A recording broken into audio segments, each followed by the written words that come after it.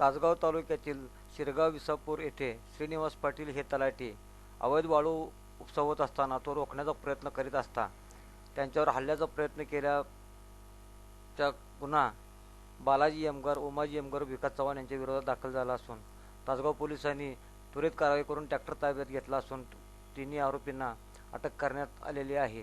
अवैध वाळू उपसाविरोधात कठोर कारवाई करण्यात येणार असल्याचे पोलिसांनी यावेळी सांगितले।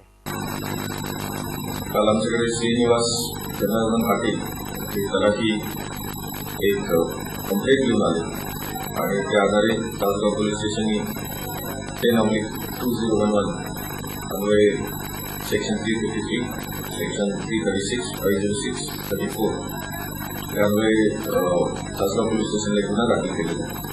त्यांच्यावर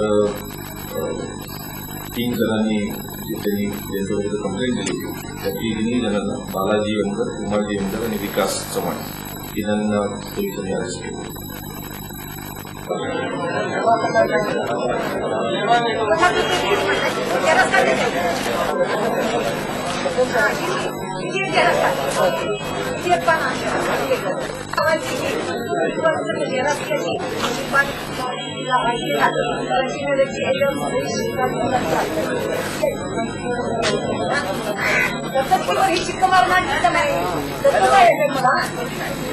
हॅलो